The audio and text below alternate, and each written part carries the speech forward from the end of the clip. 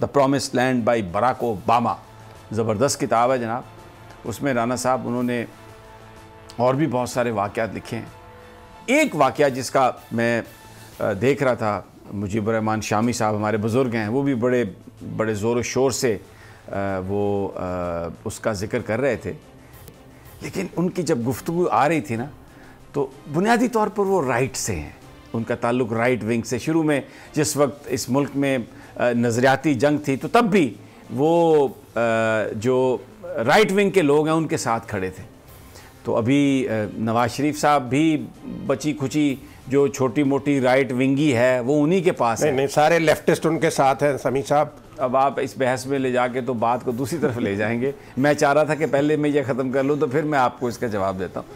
तो वो जब उन्होंने ये सारा वाक़या बयान किया ना, तो नवाज शरीफ साहब की मोहब्बत जो है ना वो छलक रही थी। और ऐसे ऐसे उमड़ भाई, मैं कोई मुझे एतराज़ नहीं है, वो बिल्कुल करें मोहब्बत नवाज शरीफ साहब से, बड़े क्योंकि माहिर आदमी है, कारीगर कॉलम निगार हैं, और माशाल्लाह इतनी उनका तजुर्बा है कि हम तो कोई सोच भी नहीं सकते जिस अंदाज से वो बात करते हैं। उन्होंने जैसे आसिफ अली जरदारी साहब का जो वाक़या है कि ओबामा साहब ने अपनी किताब में ये लिखा कि मैंने बहुत सारे हुक्मरानों को ये बात बताई कि हमने उसको उसामा बिन लादेन को मार दिया है, तो सबसे जो मुश्किल काल थी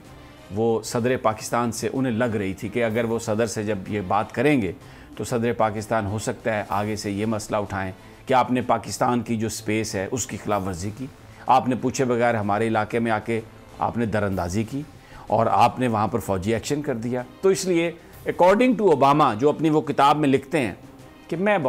कि वो बड़े परेशान थे, लेकिन जब उनकी बात हुई आसिफ अली जरदारी साहब से, तो आसिफ अली जरदारी साहब ने कहा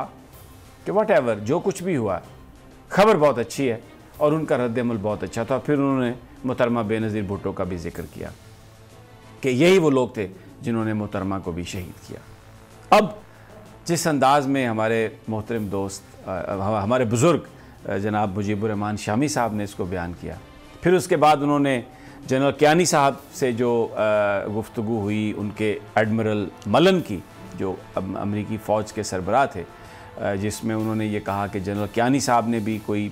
प्रोटेस्ट नहीं किया, उनसे ये कहा कि आप अब इसको बहुत जल्द इसके बारे में आप बता दें कि ये सब कुछ आपने किया है, इसकी आप रिस्पॉन्सिबिलिटी लें और इस मामले को आप ख़त्म कर दें। फिर उन्होंने नवाज शरीफ साहब की बड़ी तारीफ़ की कि वो देखें क्लिंटन का बड़ा प्रेशर था और नवाज शरीफ साहब ने धमाके किए। फिर नवाज शरीफ, क्योंकि अब उन्होंने ज़िक्र किया नवाज शरीफ साहब का, तो उसके साथ फिर ज़ियाउल हक साहब का भी ज़िक्र किया कि उन्होंने भी बड़ा ज़बरदस्त वो पीनट्स कहा था जो इमदाद दी थी जिमी कार्टर ने। फिर जुल्फ़िकार अली भुट्टो साहब के हवाले से जो गुफ्तगू की, तो उन्होंने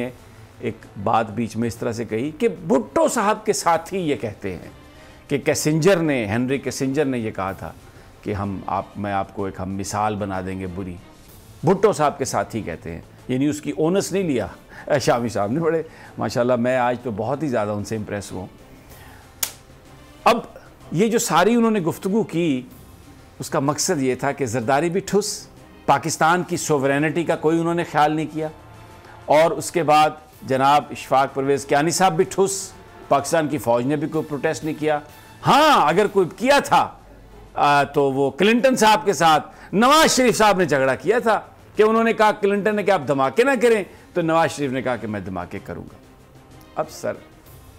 एक ओपिनियन तो ये मैं दुरुस्त समझता हूँ कि जनाब बिल्कुल शायद सदर पाकिस्तान को पाकिस्तान की सोवरेनिटी का सवाल उठाना चाहिए, तो बहुत सारे लोग ये समझते हैं, लेकिन आप ज़रा पूरे उस माहौल को अपने जहन में लेके आएँ राना ताहिर साहब, कि पाकिस्तान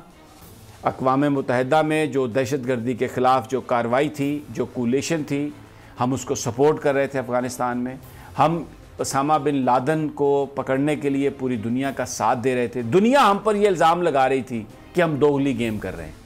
अमेरिका हमसे ये कह रहा था कि डू मोर। वेस्ट ये कह रहा था कि आप दहशतगर्दों को बचाने की बात कर रहे हैं। इन हालात में उसामा बिन लादेन के ख़िलाफ़ जो ऑपरेशन हुआ, अब मेरा आपसे सवाल है कि अगर उस वक्त सदर पाकिस्तान आसिफ अली जरदारी, मैं आपको पता है बहुत बड़ी उन पर तनकीद करता हूं, लेकिन इस मामले पर मुझे कहने की इजाज़त दें आप कि अगर उस मामले पर आसिफ अली जरदारी ये कहते कि ये पाकिस्तान की सोवरेनिटी का मामला है, ये हमला पाकिस्तान पर तस्वुर है, और उसामा बिन लादेन को पाकिस्तान कहते, तो फिर जो वेस्ट हमारे बारे में सोच रहा है, क्या उसका सबूत ना मिल जाता?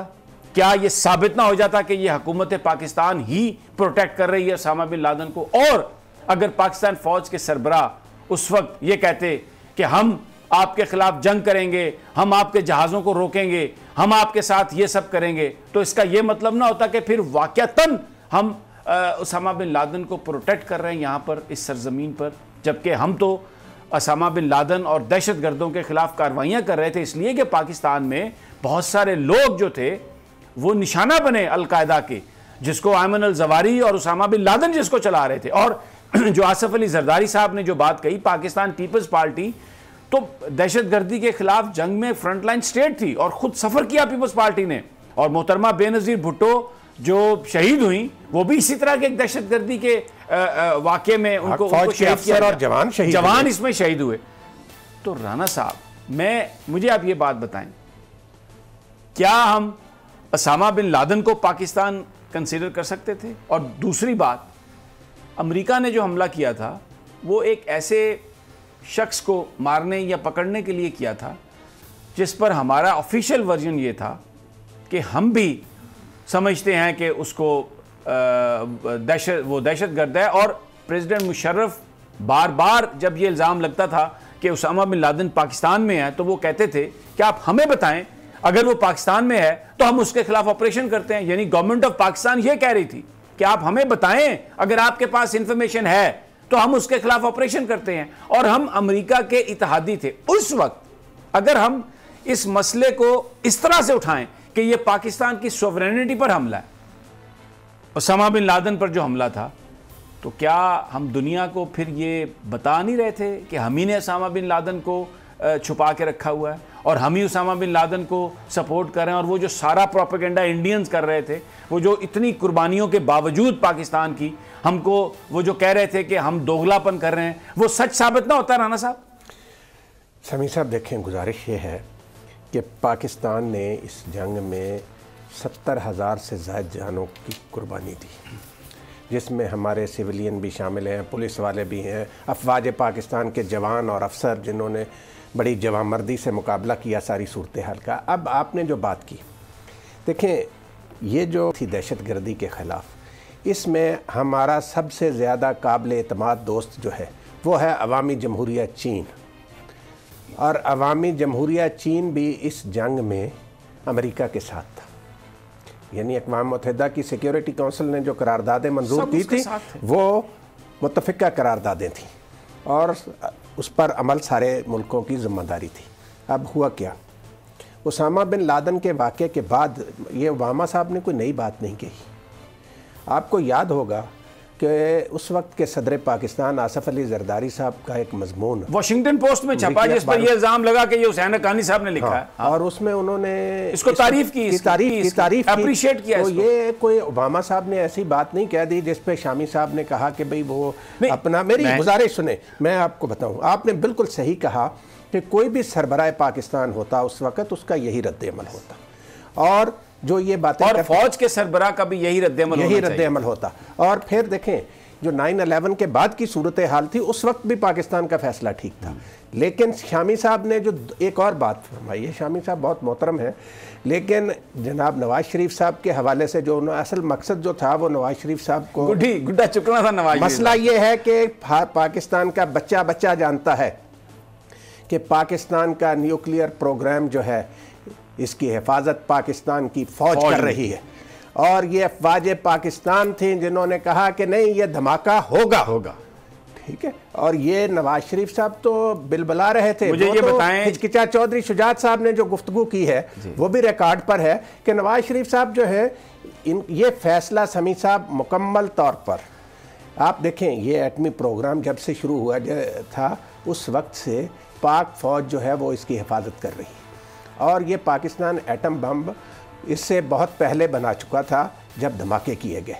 तो ये वो इंडिया ने धमाके किए इसलिए उसका जवाब देना ज़रूरी था। दूसरी बात जो आपने की भुट्टो के हवाले से, समीर साहब, ये पीपल्स पार्टी वाले नहीं कहते, ये जिस वक्त अमेरिका में किसिंजर साहब वज़ीर ख़ारजा थे और भुट्टो पाकिस्तान के प्राइम मिनिस्टर थे, तो भुट्टो साहब ने खुद रावलपिंडी में आकर ये कहा था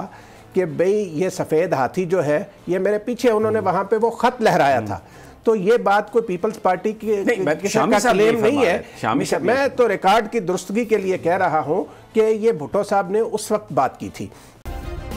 सब्सक्राइब करें और बेल दबाएं ताकि कोई खबर रह न जाए।